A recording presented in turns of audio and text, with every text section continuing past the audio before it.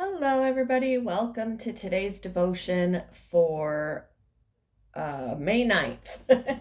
May 9th. Today's Bible reading is from John chapter 20, verses 11 to 18. Now, Mary stood outside the tomb crying. As she wept, she bent over to look into the tomb and saw two angels in white seated where Jesus' body had been, one at the head and the other at the foot. They asked her, "Woman, why are you crying?" "They have taken my Lord away," she said, "and I don't know where they have put him." At this, she turned around and saw Jesus standing there, but she did not realize that it was Jesus. He asked her, "Woman, why are you crying? Who is it you are looking for?" Thinking he was the gardener, she said, "Sir, if you have carried him away, tell me where you have put him, and I will get him." Jesus said to her, "Mary." She turned toward him and cried out in Aramaic, "Rabboni," which means teacher. Jesus said, "Do not hold on to me, for I have not yet ascended to the Father. Go instead to my brothers and tell them I am ascending to my Father and your Father, to my God and your God." Mary Magdalene went to the disciples with the news, "I have seen the Lord." And she told them that he had said these things to her.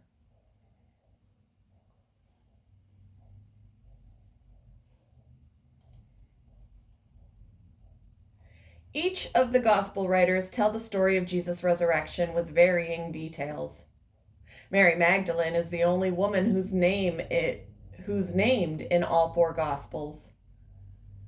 When she saw Christ standing outside the tomb, she thought he was a gardener. But he surprised her when he called her by name.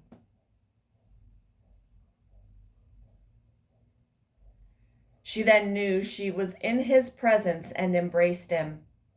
Yet Jesus told her, "Do not hold on or cling to me."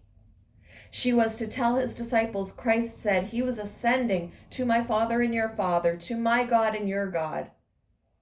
One commentator notes that she had a task to perform, to inform Jesus' disciples that he was now returning to the Father. This was not the time to hold him. There was a job to do.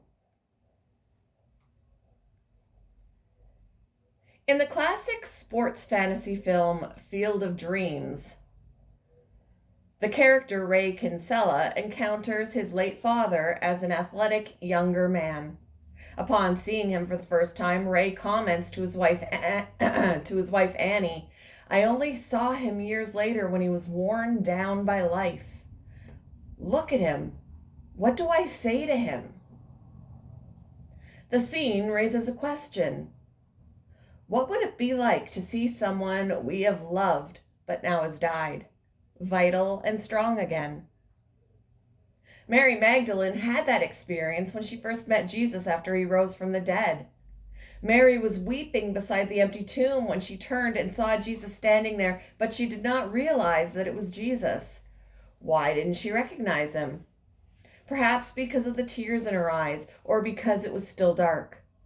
More likely, it was because when she last saw him, he'd been bloodied and beaten and tortured to death. She never expected to see him alive again. He was so alive that it took time for the magnificent truth to sink in. Yet there Jesus stood, raised imperishable. And the moment he called her by name, Mary recognized him, not only as her faithful friend and teacher, but also as the risen Lord of life. God always has ways of astounding us with his wonders. His conquering death for us is the greatest surprise of all.